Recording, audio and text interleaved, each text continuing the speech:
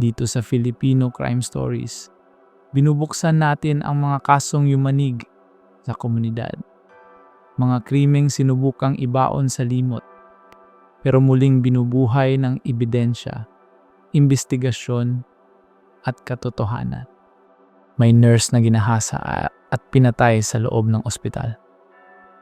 At ang gumawa, araw-araw mo sanang pinagkakatiwalaan.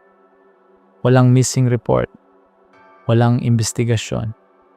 Dahil ang salarin, isang doktor, at ang bangkay itinago sa basement kung saan bawal magtanong. Simulan na natin ang istorya. Tahimik ang ospital tuwing hating gabi. Hindi yung katahimikang nakaka-relax, kundi yung uri ng katahimikan na parang may nakikinig. Ang ilaw sa hallway ay kumikislap sa pagitan ng dilaw at puti, parang paghinga ng gusali na matagal ng pagod pero patuloy na nagbabantay. Sa bawat tunog ng sapatos na humahalik sa sahig, may kasamang echo na hindi mo alam kung saan nanggagaling. Dito, sa lugar kung saan inaasahan ng mga tao ang paggaling, may mga lihim na mas gustong manatiling sugat kaysa gumaling. Kung iisipin mo, sino ba ang magdududa sa ospital? Sino ang mag-aakala na sa ilalim ng mga kwarto, sa likod ng mga ngiting profesional, may kwentong hindi isinulat sa medical records? Paano kung ang taong dapat magligtas ng buhay ay siya ring sumira nito? Sa labas, nakapila ang mga pasyente.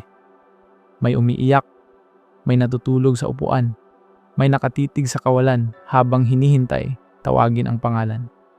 Sa loob ng operating wing, maingat ang bawat galaw. Tahimik ang mga doktor. Lalo na ang isa, si Dr. Adrian Lorente. Respetado, tahimik. Hindi pala salita.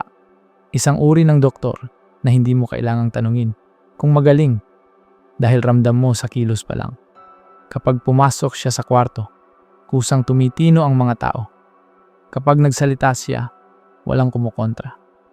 Hindi dahil diktador siya, kundi dahil sanay ang lahat na siya ang tama. Mahigit 10 taon na siya sa ospital. Hindi lang siya surgeon, isa siyang institusyon. Kilala ng management, kinatatakutan ng interns, at hinahangaan ng mga pasyente. Ang kanyang pangalan ay parang selyo ng tiwala. Kapag siya ang naka-assign, kampante ang lahat. At sa kabilang banda ng sistemang ito, may mga taong hindi napapansin. Isa na roon si Nurse Leah. Kung tatanungin mo ang mga kasamahan niya, sasabihin nilang masipag siya, tahimik, hindi reklamador. Laging pumapasok ng maaga, umuuwi ng huli. Siya yung tipo ng nurse na hindi mo mapapansin hanggat hindi siya nawawala. Dahil palagi siyang andyan, umaako ng trabaho, sumasalo ng pagkukulang ng iba. May maliit siyang bag na palaging bitbit. May punit na zipper pero ayaw niyang palitan.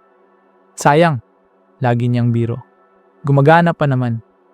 May maliit din siyang kwintas na pilak, hugis krus, na palagi niyang hinahawakan kapag kinakabahan siya. Hindi siya pala kwento. Hindi rin pala post sa social media. Para sa marami, isa lang siyang anino sa mahabang hallway ng ospital. Pero may buhay si Leah sa labas ng duty. May inang hinihintay ang tawag niya gabi-gabi. May kapatid na pinapaaral. May mga pangarap na hindi kasiya sa uniform na suot niya araw-araw. At tulad ng marami, may takot siyang hindi niya binabanggit. Takot na magkamali, takot na mawalan ng trabaho, takot na hindi pakinggan. Sa ospital na ito, malinaw ang hierarchy. May mga taong may boses. May mga taong dapat manahimik. At alam iyon ni Leah. Isang gabi, nakatakda siyang mag-overtime. May kulang sa staff. Walang gustong sumalo. Siya ang nag-volunteer, gaya ng nakasanayan. 11:00 na ng gabi nang magsimulang magbawas ng ingay ang ospital. Isa-isang pinapatay ang ilaw sa ibang wing. Ang hangin ay amoy disinfectant at pagod. Sa duty station, naroon si Dr. Adrian. Nagre-review ng chart. Tahimik lang. Wala sa itsura niya ang kahit anong kakaiba. Pero may mga sandaling kapag nagkasalubong ang tingin nila ni Lea, may kakaibang bigat. Hindi malinaw, hindi direkta. Parang tanong na hindi tinanong. May kailangan ka pa ba, nurse? Tanong niya, hindi tumitingin. Wala na po, Doc. Sagot ni Lea. Magalang, bahagyang yumuko ang ulo. Isang simpleng usapan. Walang makakapansin. Walang dahilan para magduda. Iyan ang pinakamapanganib. Habang umaandar ang oras, tuloy ang normal na galaw ng ospital. May pasyenteng inilipat ng kwarto. May batang umiyak. May matandang natulog na may IV sa braso. Sa CCTV, makikita ang pamilyar na routine. Mga nurse na naglalakad, doktor na pumapasok at lumalabas. Mga pintuang bumubukas at nagsasara. Sa ganitong mga lugar, natutunan ng lahat ang hindi nakasulat na batas. Huwag magtanong kung hindi ka tinatanong. Huwag mag-usisa kung ayaw mong mapansin. Lalo na kung ang tinuturo ng iyong hinala ay taong may pangalan, may kapangyarihan, may proteksyon. Hindi alam ng karamihan na sa gabing iyon, may isang desisyong ginawa. Isang katahimikang pinili. Isang linya na tinawid, hindi sa papel, kundi sa konsensya. At kinabukasan, may isang nurse na hindi pumasok. Walang text, walang tawag, walang paalam. Sa umpisa, walang nag-alala. Baka may sakit. Baka emergency sa pamilya. Baka nag-resign na, hindi lang nagsabi. Sa isang sistemang sanay sa turnover, madaling lunukin ang pagkawala. Lalo na kung ang nawawala ay hindi kilala, hindi maingay, hindi hinahanap. Ngunit sa isang sulok ng ospital, sa isang bahagi ng gusaling bihirang puntahan, may isang bagay na hindi tugma. Isang katahimikan na mas mabigat kaysa dati. Isang amoy na hindi maipaliwanag. At isang basement na matagal nang nakasara. Hindi dahil walang laman, kundi dahil may ayaw maalala. At dito nagsisimula ang kwento. Hindi bilang isang krimen agad-agad, kundi bilang isang tanong. Paano nawala si Lea at bakit parang walang gustong maghanap? Huling shift iyon ni Lea. Iyon ang paulit-ulit na sinabi ng Gutilog. Isang simpleng entry na may oras at pirma, parang karaniwang araw lang. Pero sa likod ng tinta at papel, may mga sandaling hindi isinulat. Mga tingin na iniwasan, mga pintong isinara, mga salitang nilunok ng takot. Bandang 10:00 ng gabi, nag-ikot si Lea sa ward. Inayos niya ang IV ng isang matandang lalaki. Pinunasan ang pawis ng isang batang nilalagnat at ngumiti sa isang nanay na halos hindi na kumukurap sa kaba. Okay na po, sabi niya, mahina pero sigurado. Sanay siyang magpatahan kahit ang sarili niya ay pagod na. Sa nurse station, iilang tao na lang ang natitira. May 2 interns na nagbubulungan. May isang janitor na naglilinis ng sahig. Sa dulo ng hallway, bumukas ang pinto ng opisina ni Dr. Adrian. Lumabas siya na may hawak na folder. Diretso ang tindig. Walang bakas ng pagod. Para siyang laging may kontrol. Sa oras, sa lugar, sa mga tao.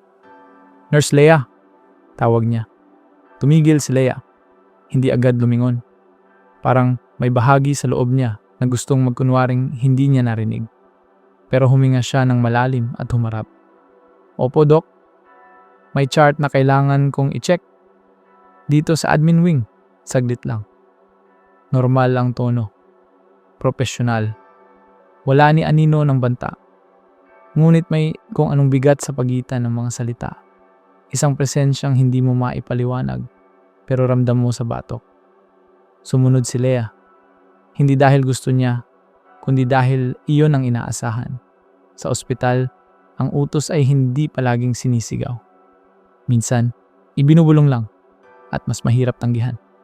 Habang naglalakad sila, lumiit ang ingay. Ang admin wing ay mas tahimik kaysa sa wards. Mas kaunti ang ilaw. Mas malamig ang hangin. Parang ibang bahagi ng gusali. Isang lugar na hindi para sa mga pasyente, kundi para sa mga desisyon. Pumasok sila sa isang silid na may mga cabinet at lumang mesa. Isinara ni Dr. Adrian ang pinto. Marahang click. Isang tunog na karaniwang walang ibig sabihin, maliban kung alam mong wala nang ibang lalabas. Pakihanap nga yung file sa second drawer, sabi niya, nakatalikod. Lumapit si Leah. Binuksan ang drawer. Mga papel, mga lumang records. Habang abala siya, may naramdaman siyang pagbabago sa hangin. Parang may tumigil na bentilador. Parang may lumapit na hindi niya nakita. "Doc?" tanong niya. Bahagyang nanginginig ang boses. Hindi siya nakasagot agad. At sa katahimikang iyon, naramdaman ni Leah ang bigat ng kapangyarihan. Kung paanong ang respeto ay pwedeng maging sandata. Kung paanong ang takot ay pwedeng itali ang boses. Ang sumunod na mga sandali ay hindi malinaw sa mga kwento. Hindi ito isinulat sa kahit anong ulat. Walang detalyeng gustong balikan ng sino man. Ngunit malinaw ang isang bagay. May nangyaring mali. Isang pang-aabuso na binalutan ng katahimikan. Isang pagtutol na nalunod sa pananakot. Isang huwag na hindi pinakinggan. At pagkatapos, katahimikan. Walang sigaw na umalingaw-ngaw sa hallway. Walang pinto na sinipa. Walang alarm na tumunog. Ang ospital ay nagpatuloy sa paghinga nito. Walang kamalay-malay na may isang buhay na tuluyang nabali sa loob ng mga pader nito. Bandang hating gabi, may nakakitang ilaw na nakabukas sa admin wing. Isang janitor ang napatingin, nagkibit balikat, at nagpatuloy sa pagwalis.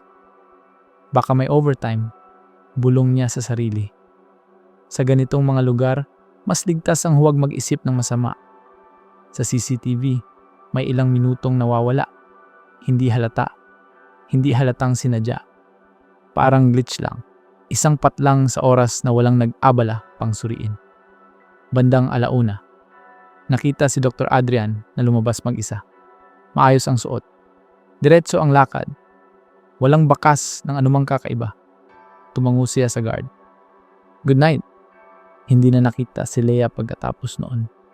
Pagsapit ng umaga, bumalik ang liwanag sa ospital. Dumagsa ang mga pasyente. Uminit ang kape sa kantin. Nag-ingay ang elevator. May bagong shift ng mga nurse. Ngunit may isang pangalan sa schedule na hindi na tinawag. "Nasaan si Leah?" tanong ng isang kasama niya. "Hindi ba siya nag-file ng leave?" sagot ng isa.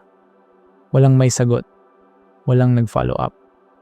Sa gitna ng kakulangan sa oras at dami ng trabaho, madaling itulak sa gilid ang tanong. At doon nagsimula ang pagkawala.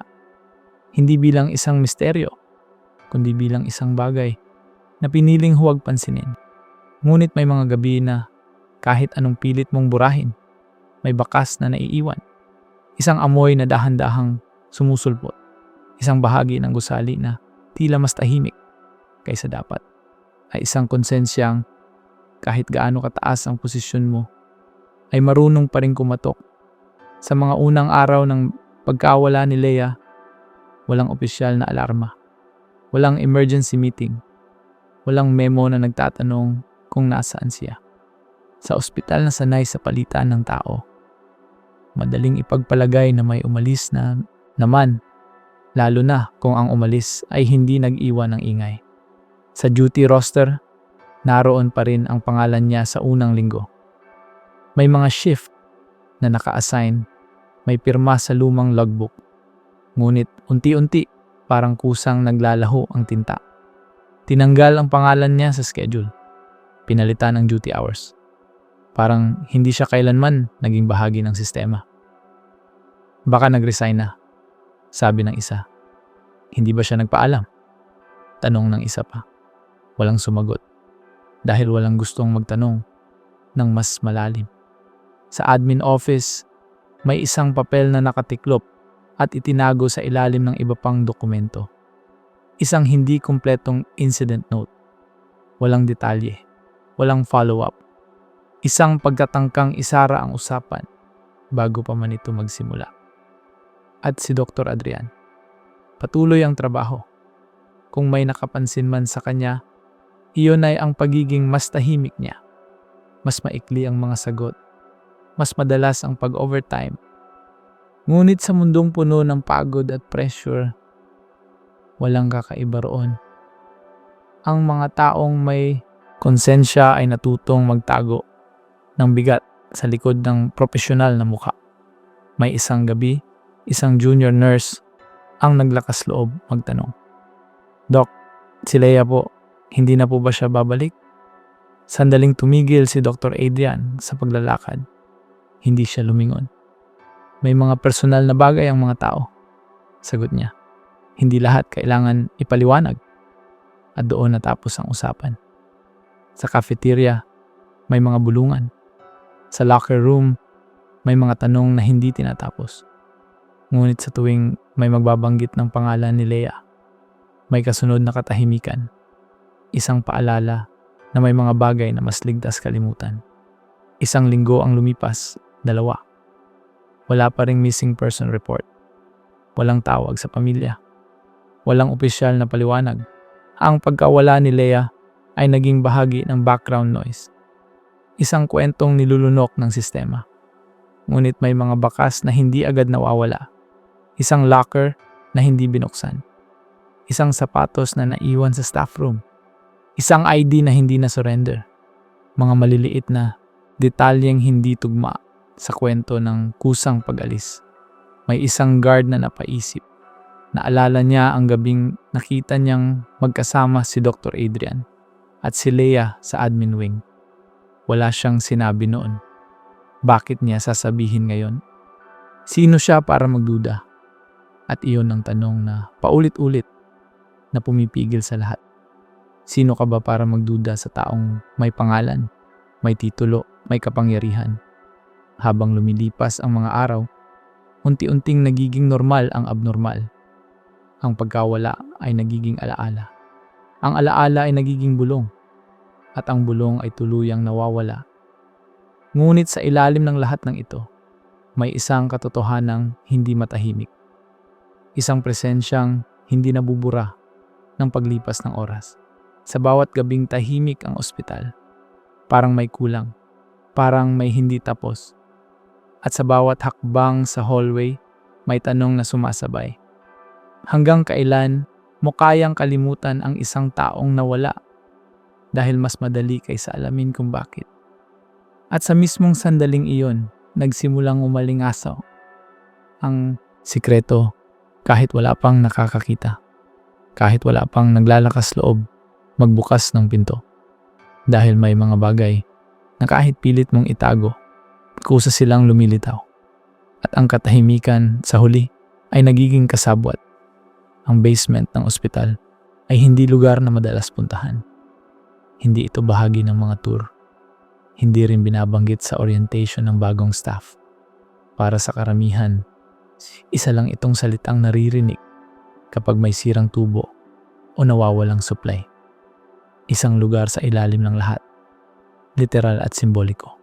Isang linggo matapos mawala si Leia, nagsimula ang reklamo. Una ay mahina lang. Isang maintenance worker ang nagsabing may kakaibang amoy sa bandang service elevator. Akala niya ay patay na daga. Normal iyon sa mga lumang gusali. Nag-spray lang siya ng disinfectant at nagpatuloy sa trabaho. Ngunit hindi nawala ang amoy. Sa halip, parang lumipat. Minsan nasa storage room. Minsan sa hallway malapit sa laundry area. Isang amoy na hindi bulok na pagkain, hindi rin chemical. Isang amoy na may bigat, parang may gustong ipaalala. May something talaga, bulong ng isang janitor sa kasama niya. Parang mali. Huwag ka na mag-isip, sagot ng isa. Baka imahinasyon mo lang. Sa ospital na ito, mas ligtas ang huwag mag-isip.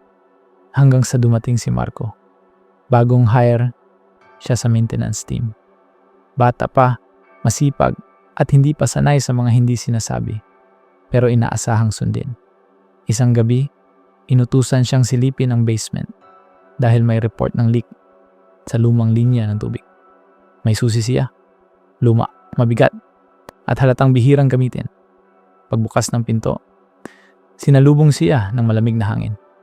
Mas malamig kaysa sa ibang bahagi ng gusali. Parang walang araw na umabot doon kahit kailan. Ang ilaw ay mahina, dilaw, at nanginginig. Sa bawat hakbang niya pababa, naririnig niya ang sarili niyang paghinga at doon niya naamoy. Mas malakas, mas malinaw, hindi na kayang ipagkibit balikat. Sinundan niya ang amoy hanggang sa isang bahagi ng basement na may mga lumang kabinet at sirang gamit. May isang pinto roon, bakal, kalawangin ang gilid, at may kandado na tila hindi dapat naroon. Hindi ito bahagi ng standard layout. Parang idinagdag lang. O mas tama, parang itinago. Tinapik niya ang pinto. Walang tunog sa loob. Sinubukan niyang silipin ang siwang sa gilid. Wala siyang makita, pero mas lalong lumakas ang amoy. Kinabahan siya. Bumalik siya sa itaas at nag-report. Sir, may kakaiba po sa basement. May locked room po na hindi kasama sa blueprint. Kinabukasan, dumating ang supervisor. Tiningnan ang pinto. Inamoy ang hangin. Saglit na katahimikan. I-lock mo na lang ulit, sabi nito. Ire-report ko sa admin. Ngunit ang report ay hindi umakyat. O kung umakyat man, mabilis na bumaba, nakatiklop, at itinago sa drawer. Nang marinig ni Dr. Adrian ang tungkol sa basement, may nagbago sa kanya. Hindi ito napansin ng lahat, pero ng mga matagal nang nakakatrabaho niya, ramdam nila. Mas mabilis siyang maglakad. Mas maikli ang pasensya. Mas madalas ang tanong niya sa admin tungkol sa maintenance issues. Isang gabi, nakita siyang bumaba mag-isa. Hindi naka-white coat, naka-plain na jacket. Hindi siya nagpaalam. Kinabukasan, mas mahigpit na ang pagbabantay sa basement. May bagong kandado. May memo na restricted area. Walang paliwanag kung bakit. At doon nagsimulang magtanong ang ilan. Bakit ngayon lang? Bulong ng isang nurse. Matagal na yung basement May tinatago ba? Sagot ng isa. Kalahating biro, kalahating takot. Sa bawat tanong, may katahimikang sumasagot. Isang katahimikang hindi na komportable. Isang katahimikang parang may binabantayan. Sa isang sulok ng ospital, may isang staff na nagsimulang magdugtong-dugtong ng mga bagay. Ang pagkawala ni Leah, ang amoy, ang basement, at ang reaksyon ng doktor na hindi kailanman nagpakita ng takot. Hanggang ngayon, hindi pa nila alam kung ano ang laman ng pinto. Pero alam nila ang isang bagay. May dahilan kung bakit ayaw itong buksan.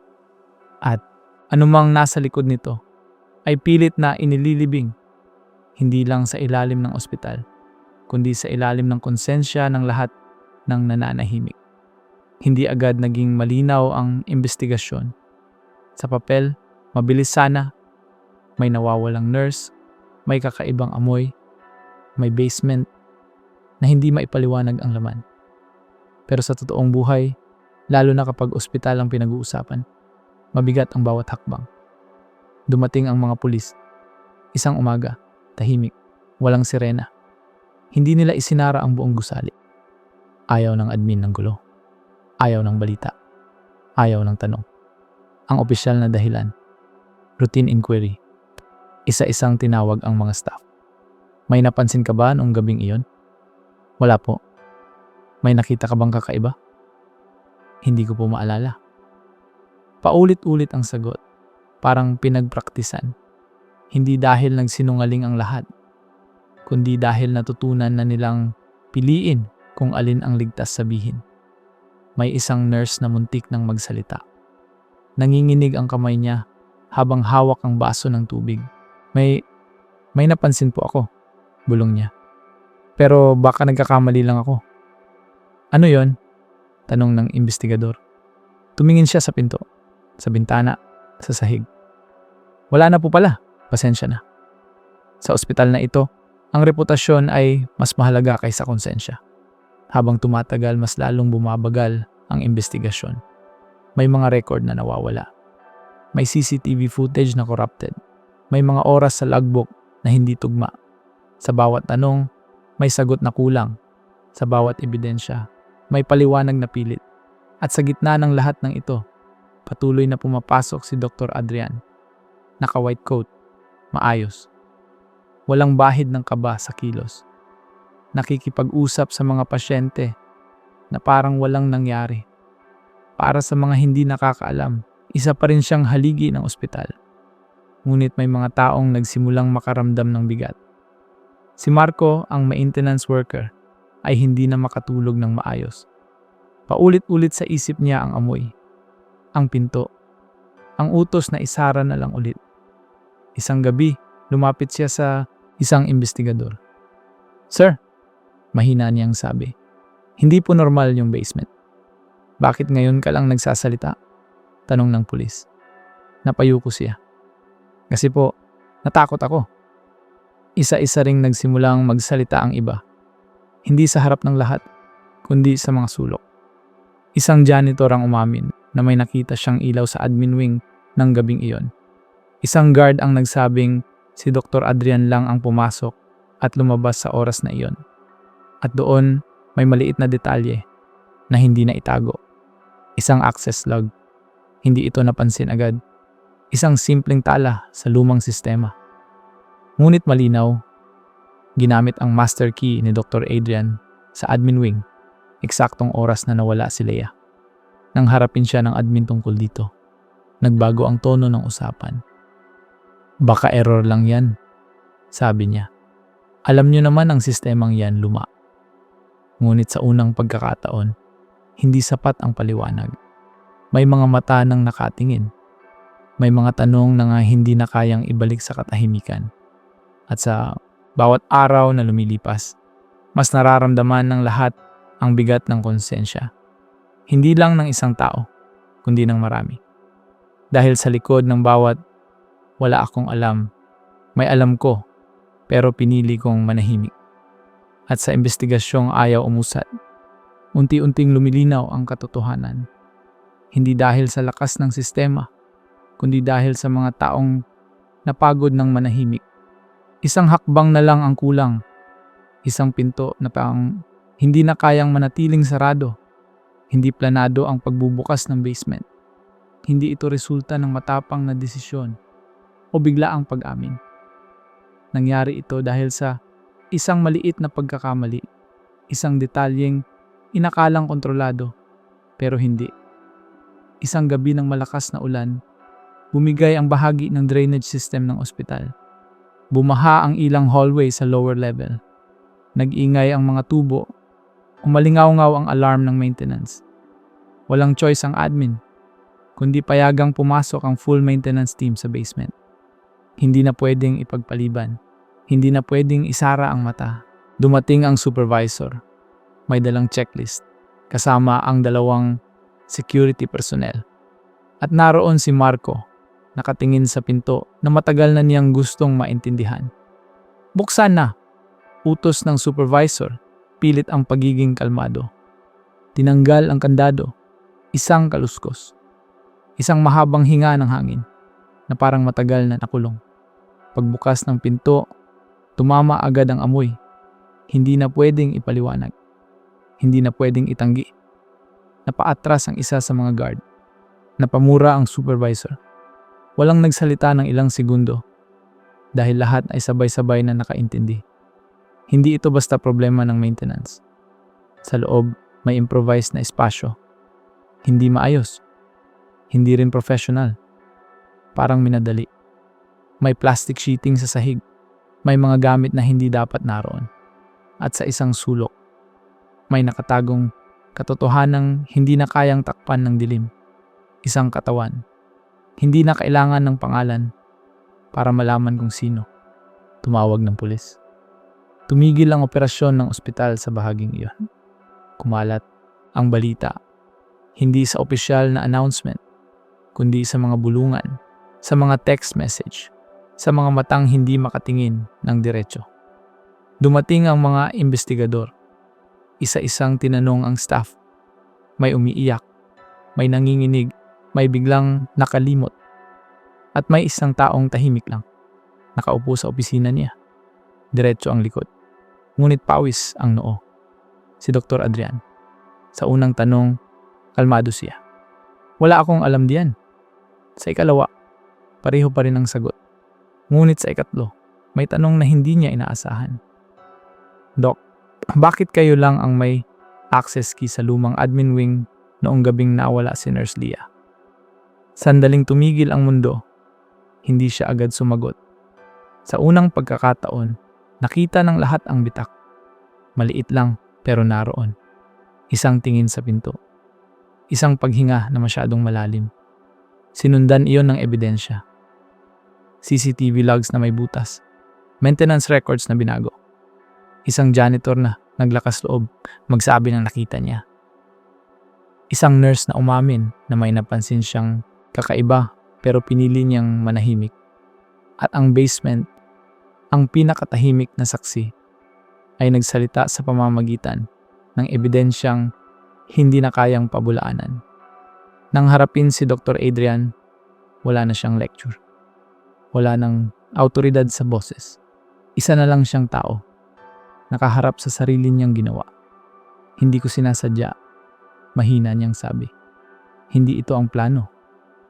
Ngunit sa krimeng ganito kabigat, walang planong makapagpapagaan ng kasalanan. Habang kinukuha siya ng mga autoridad, may mga matang umiwas, may mga matang sumunod, at may mga matang puno ng tanong. Hindi na kung sino ang may sala, kundi kung bakit hinayaan itong mangyari. Dahil sa bawat hakbang niya palabas ng ospital, may kasamang multo ng katahimikan ng mga taong mas piniling manahimik kaysa magsalita. At sa sandaling iyon, tuluyang nabunyag ang katotohanan.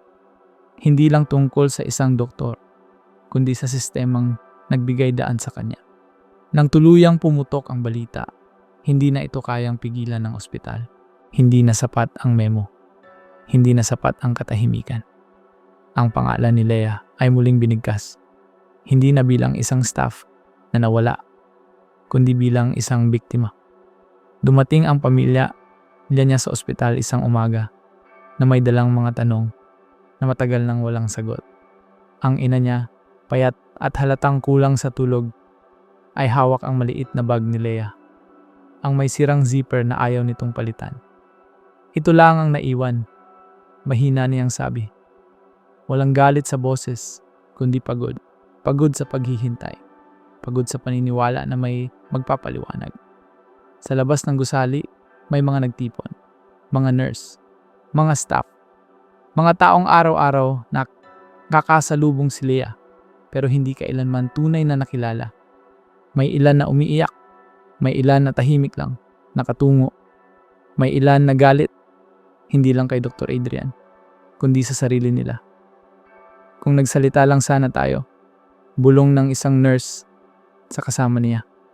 Walang sagot ang kasama niya, dahil pareho silang alam ang katotohanan.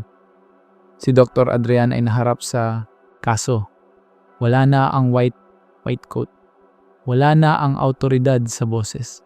Sa loob ng interrogation room, isa na lang siyang lalaki na sinusukat ng bigat ng sarili niyang ginawa. Ang mga paliwanag niya ay paulit-ulit, paikot-ikot, parang pilit niyang hinahanap ang bersyon ng kwento kung saan hindi siya ang kontrabida. Ngunit may mga kasalanang hindi nababago ng kwento. Habang umuusad ang kaso, isa-isang lumabas ang mga detalye. Hindi lahat ay kriminal sa papel, pero lahat ay mabigat sa konsensya. Ang admin na hindi nagtanong, ang supervisor na nag-utos na isara ang pinto, ang guard na umiwas tumingin, ang mga mata na nakakakita pero piniling pumikit. Hindi lang ito kwento ng isang doktor. Ito ay kwento ng isang sistemang pumayag. Sa ospital, may mga pagbabago, may mga bagong patakaran. May mga seminar tungkol sa ethics, reporting, at accountability. Ngunit may mga sugat na hindi ginagamot ng policy. Sa bawat pagdaan sa hallway, may mga alaala. Sa bawat pagbaba ng elevator, may kaba. Ang basement ay Isinara, tinanggal ang mga lumang pinto, nilinis ang espasyo. Pero kahit gaano pa ito linisin, may mga bagay na hindi nawawala dahil hindi sila nasa sahig o pader, kundi nasa isip. Para sa pamilya ni Leia, hindi kumpleto ang hustisya. Walang hatol ang makakabalik sa anak at kapatid na nawala. Ngunit may isang bagay na nanatili. Ang pangalan niya ay hindi na tahimik. Hindi na siya anino. Hindi na siya nawala lang. At para sa mga naiwan sa ospital, may tanong na patuloy na kumakatok sa gabi. Mas malakas pa sa tunog ng mga makinang pang-monitor.